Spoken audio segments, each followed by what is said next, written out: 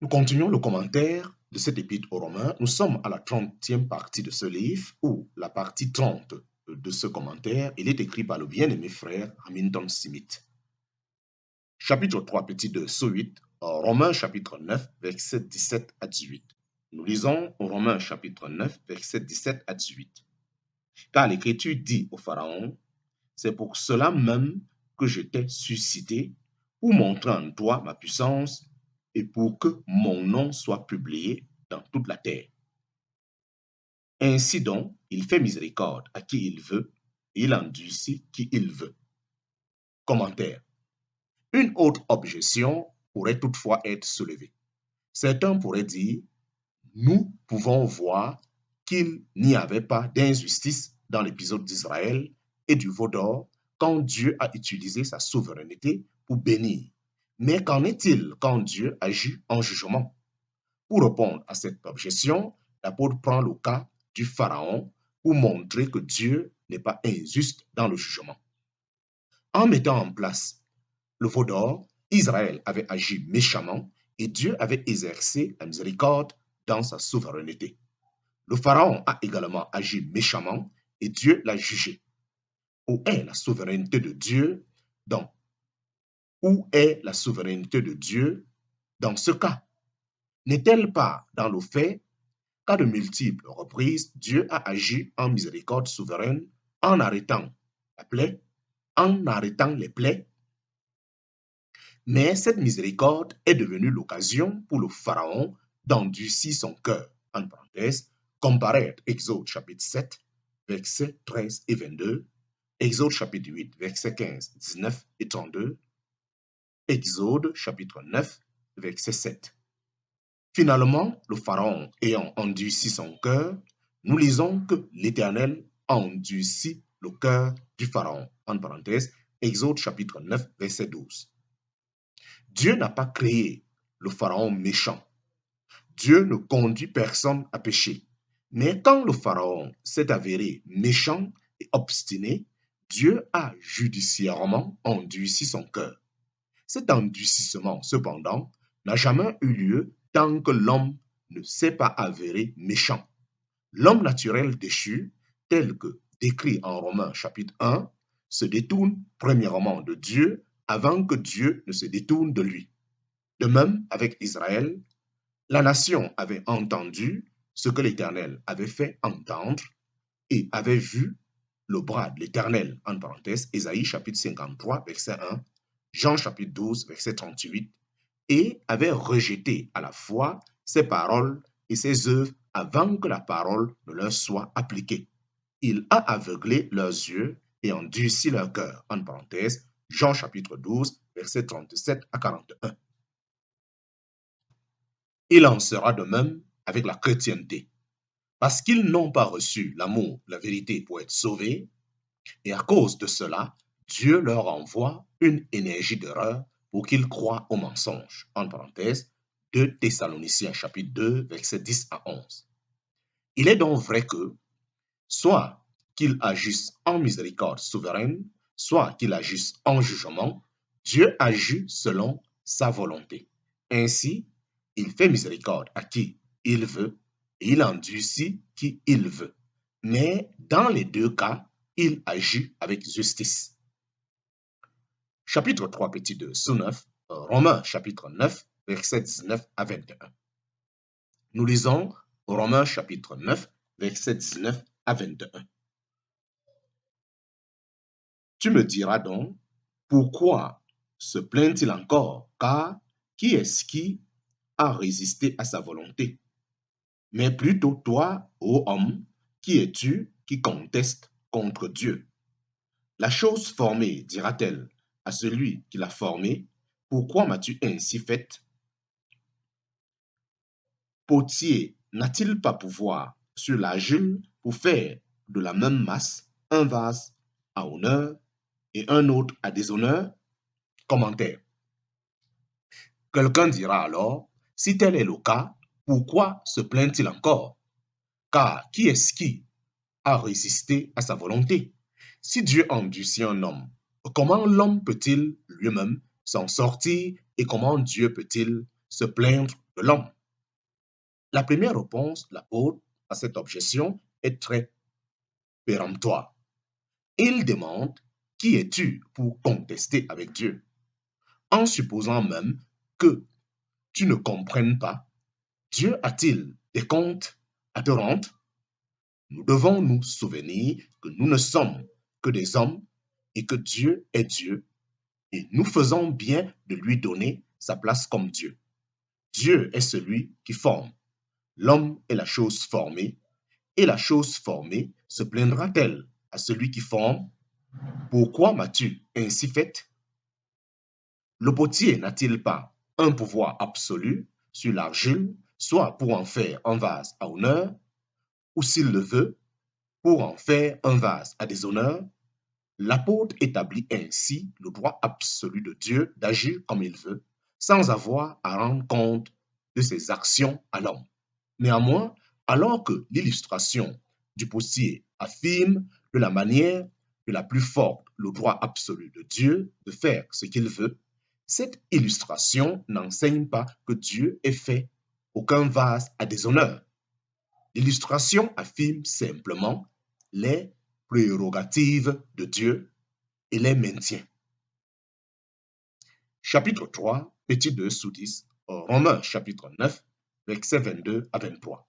Nous lisons Romains chapitre 9, versets 22 à 23. Et si Dieu, voulant montrer sa colère et faire connaître sa puissance, a supporté avec une grande patience des vases de colère tout préparés pour la destruction, et afin de faire connaître les richesses de sa gloire dans des vases de miséricorde qu'il a préparés d'avance pour la gloire. Commentaire. La manière dont Dieu utilise ce pouvoir absolu se voit dans ses actions envers les vases de colère et les vases de miséricorde. Quant aux vases de colère, il est dit en vérité qu'ils sont tout préparés pour la destruction. Mais il n'est pas dit que Dieu les a préparés pour la destruction. Il a fait connaître sa puissance, non pas en les préparant pour la destruction, mais en les supportant avec une grande patience. En ce qui concerne les vases de miséricorde, il est dit qu'il les a préparés d'avance pour la gloire. Dieu a supporté les Amoréens, d'autres fois avec beaucoup de patience, jusqu'à ce qu'ils se soient préparés eux-mêmes pour la destruction par leur iniquité parvenue à leur comble. Alors seulement le jugement est tombé. En parenthèse, Genèse chapitre 15, verset 16. Chapitre 3, petit 2, sous 11, Romains chapitre 9, verset 24. Nous lisons Romains chapitre 9, verset 24. Lesquels aussi il a appelés, savoir nous, non seulement dans les Juifs, mais aussi dans les nations. Commentaire. Les vases de miséricorde sont vus dans ceux qui sont appelés en grâce souveraine par l'Évangile, non seulement dans les Juifs, mais aussi dans les nations. Une fois qu'on admet que toute bénédiction repose sur la souveraineté de Dieu, les nations doivent être admises à la bénédiction aussi bien que les Juifs. Chapitre 3, petit 2, sous 12, Romains chapitre 9, versets 25 à 26. Nous lisons Romains chapitre 9, versets 25 à 26.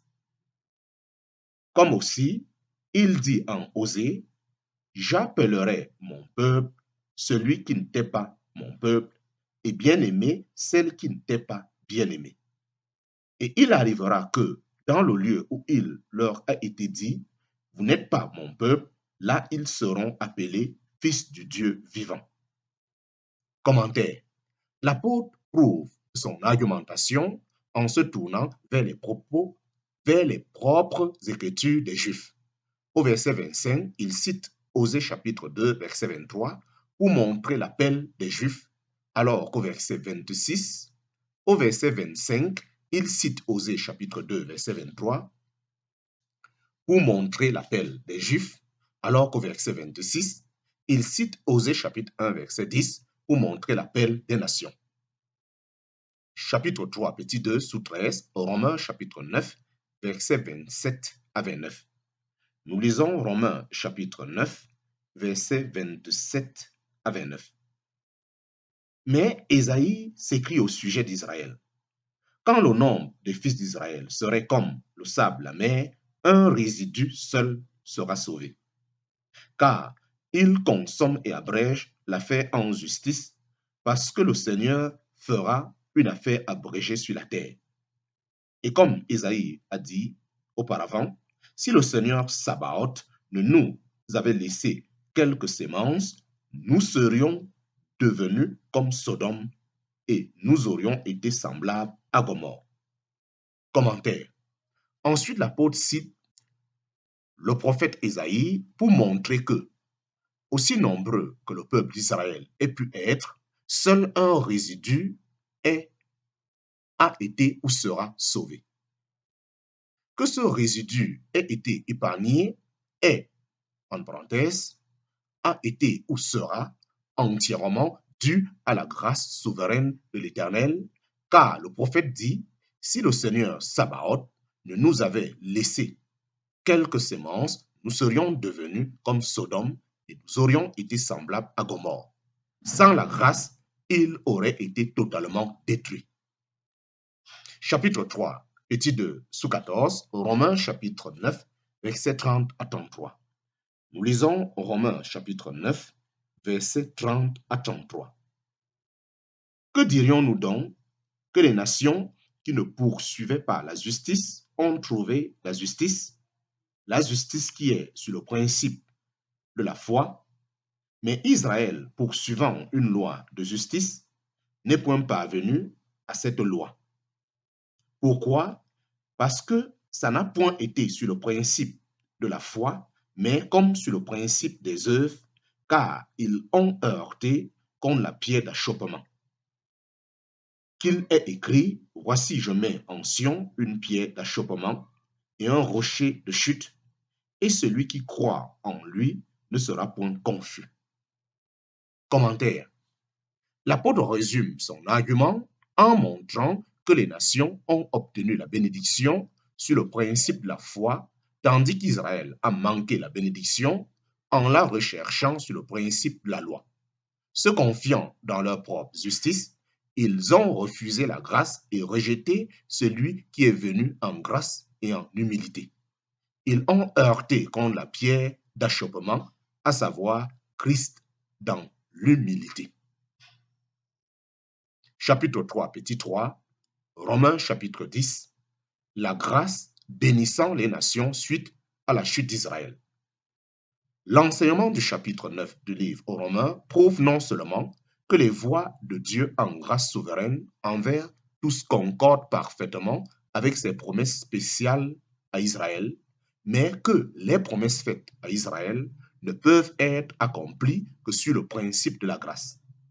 Le chapitre 10 de l'Épître aux Romains montre qu'Israël, après avoir été testé par l'évangile de la grâce souveraine de Dieu, a trébuché et est tombé, et que la chute d'Israël a ouvert la porte à la bénédiction aux nations. Chapitre 3, petit 3, sous 1, Romains chapitre 10, versets 1 à 2. Nous lisons Romains chapitre 10, versets 1 à 2. Frères, le souhait de mon cœur et la supplication que j'adresse à Dieu pour eux, c'est qu'ils soient sauvés. Car je leur rends témoignage qu'ils ont du zèle pour Dieu, mais non selon la connaissance. Commentaire. L'apôtre commence cette partie de son épître en affirmant de nouveau son amour pour Israël. Le désir de son cœur et sa prière à Dieu était qu'Israël soit sauvé. Il peut rendre témoignage qu'ils ont du zèle pour Dieu, mais pas selon la connaissance de Dieu telle que révélée en Christ par l'Évangile. Chapitre 3, petit 3 sous 2, Romains chapitre 10, versets 3 à 4. Nous lisons Romains chapitre 10, versets 3 à 4. Car ignorant la justice de Dieu et cherchant à établir leur propre justice, ils ne se sont pas soumis à la justice de Dieu. Car Christ est la fin de la loi pour justice à tout croyant. Commentaire. L'apôtre montre alors comment Israël a manqué la bénédiction. Ignorant la justice de Dieu révélée dans l'Évangile, ils ont cherché à établir leur propre justice conformément à la loi. S'accrochant à leur propre justice, ils ne se sont pas soumis à la justice de Dieu.